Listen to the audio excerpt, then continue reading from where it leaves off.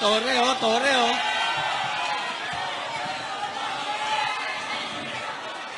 Ito yung sir. Kayo ka, Sarge. Pakinggan po natin, mga kasama.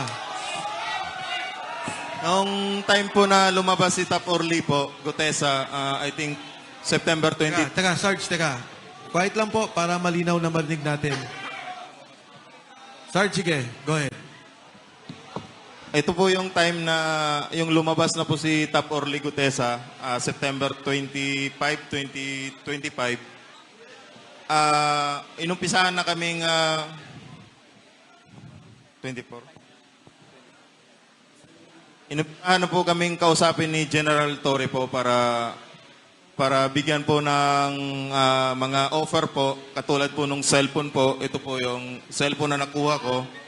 Tapos binigyan rin po kami ng 50,000 po para kapalit po doon sa affidavit na magpapatunay po na papasinungalingan namin yung mga pahayag po ni Tap Orly Gutesa po. Bale yung 50,000 bayad po sa amin for disturbance fee po na sinasabi nila. Niya po. Yan po yung patunay na pumunta po kami sa Raffles, doon po sa office niya. Sa Raffles... Makati po. Office ni General Torre o ni Saldico? Unit po ni boss, ginagawa niya pong office po. Kasi nandun rin po yung secretary niya po, si Annalisa Gaspar po. Sir. Secretary Nino. Ni General Torre po. So, nag-o-office siya sa unit ni Congressman Saldico. No, sir. Parang ginamit lang yan, sir, na pang-establishment namin na kakausapin kami, sir. Diyan kayo nag-set ng meeting. Yes, sir. Yung time kasi na yan, sir, hindi rin namin alam kasi ang akala namin sila pa ni dating speaker at saka si Boss Aldi. Yung pala, ginagapang na pala, sir. Kaya akala namin si Boss pang nagpupundo dyan para ma-hold the line kami, sir. Para hindi kayo lumabas. Opo. Sino-sino itong mga nandito? Yung dito po, yung naka-gray po, kasamahan po namin, si Tap Malati po, retired Army, si General Torre po, si Tap Lupian, si Sarge Master Polidario, si Tap Pabiluna, at saka ito po, yung ulo po, si Tap Voluntante po. Kasama rin dyan po. Actually, sir, marami kami dyan. Mga 15 kami, sir, na pinapirma po ng NDA po. Non-disclosure agreement at saka yung affidavit po na magpapatunay na papasinungalingan po namin yung sinasabi ni Tap Orly po. So, nagkaroon kayo ng isa lang na affidavit para sabihin nagsisinungaling si Orly Gutesa. Individual. Individual yun, sir. Kaya nga, individual affidavit, pero yung affidavit, ang sinasabi lang, nagsisinungaling si Orly Gutesa. Tama? Opo, sir, tama. Tama po, sir. Tama. Okay. Matanong ko lang, bakit ang posing nyo nakaganyan? Yan yung time na inaamon niya si, sir, baste ng boxing. Kaya ganyan ang posing nyo. Oh, yes, sir. Next.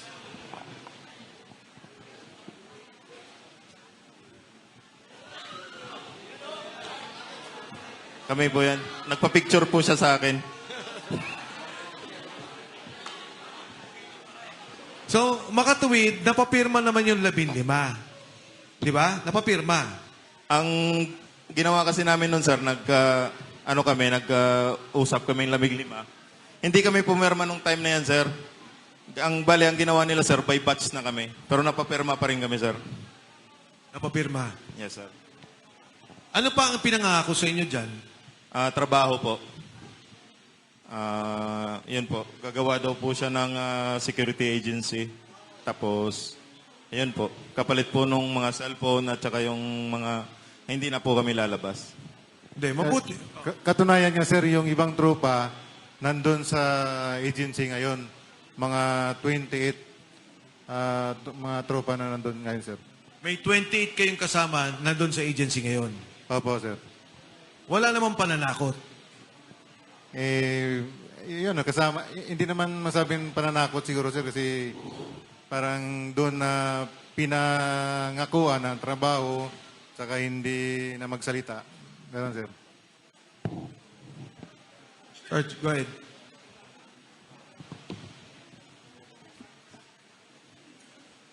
Sir, karagdagan po doon sir, sa binanggit po ni Sarge Baupan sir regarding doon sa cellphone.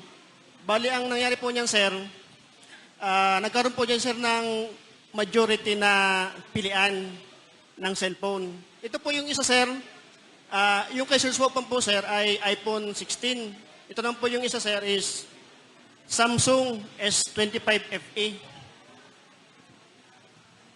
Nung niresearch ko po ito, sir, nilaunch po dito sa Pilipinas, sir, ng September. Tapos binigay po ito, sir, tama po sila si Sarge Baupan, sir, na naging by batch po yung pagbibigay nito plus 50,000 na disturbance fee. So, ang binigay ko po doon sa kanila, sir, ay yung hindi yung luma, kundi yung bago kong binili, sir, na cellphone. Kaya napalitan po ng yung sa kanila. Tapos po doon sila sa Elite, sir, sa pagkakaalam ko po, sir, 29 po sir yung nandun. Bali, nakapasok po kami doon ni Sir Sinesa, sir, nung December 19 until hanggang March 15, sir. Andun pa po sir yung iba, sir, na mga kasama namin. Sa tingin nyo, kung ipapatawag yung mga kasama ninyo, mapapatotohanan lahat ng sinasabi nyo ngayon? Yes, sir. Basta may pasumpi na, sir. Sarge. May tumawag po sa akin, sir, yung kabats ko na dating pinasok ko, sir, sa Elite. Tumagal po siya, sir, doon ng mga 1 week lang ata, sir.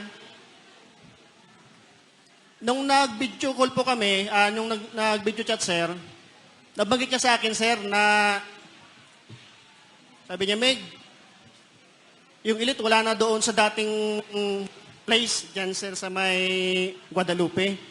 Di tinanong ko siya, sir, sabi ko, may alam ka ba, Meg, doon sa kung saan sila lumipat? Sabi niya, pagkaalam niya, sir, dito daw po sa may bagong kapitolyo ng Pasig, sir, lumipat yung Elite, sir. Okay. Meron pa ba? Balikan ko lang ha. Pakiulit nga yung dun sa Land Bank at saka BDO para lang ma-record natin yung mga withdrawal. Kasi importante ho yun. Magagamit later on ng, as part of evidence. Okay, go ahead, Sarge. Yes, sir. Totoo po yan. Saan Land Bank to? Sa, sir, sa may DepEd. Diyan sa may Dito lang. San Miguel Avenue, sir. Then, Pasig. Yes, sir, Pasig. Then yung BDO, sir, diyan sa may Alpaland Building, diyan sa BGC. Malapit po sa St. Luke's. Okay. Then yung PBCom, sir, diyan po sa may Meralco, San Miguel Avenue, sir, yung PBCom. Yung Land Bank, sir, sa Meralco Avenue. Minimum na withdrawal dito, isa, dalawang maleta. Dalawa, sir, ang dyan, sir, dalawang maleta. Pinakamababa. Yes, sir. Pag pumunta kayo doon, nakukuha nyo na yung perang buo o paano? Sa experience ko, sir, na nung pumunta kami, sir, dyan sa Land Bank, papasok kami doon, sir, sa pick up na lang, sir. Bali, pumapasok kami doon mismo, sir, sa loob ng DepEd. Then, doon mismo sa likod ng Land Bank, sir. Doon, sir, nilalabas yung pera. Meron din po, sir, doon mismo, sir, sa harap. Pag nilabas, nakabaleta na o paano? Nakamaleta na po yun, sir. Minamaleta ng Land Bank? Oo, sir. At saka yung dalawang babae, sir, kasama sila, sir, sa pagbibilang, eh. Si Kate Villarreal at saka si Mayan de la Cruz. Etong dalawang babae na kanina. Yes, sir. Yan ang malimit, sir, na kasama namin pagka nag-withdraw sa mga bangko, sir. Minsan, sir, may nangyari na ihatid namin sila doon sa mga bangko. May dala na kami, sir, na maleta. Then, tatawagan na lang kami, sir, pagka pipick upin na. Ganon, sir, yung kalakaran, sir. Sarge? Yes, sir. Yes, sir. Na-experience ko po yan tatlong beses po sa PBCom po, San Miguel Avenue, dito po sa may Pasig. nakapag-withdraw po kami ng 2 maleta.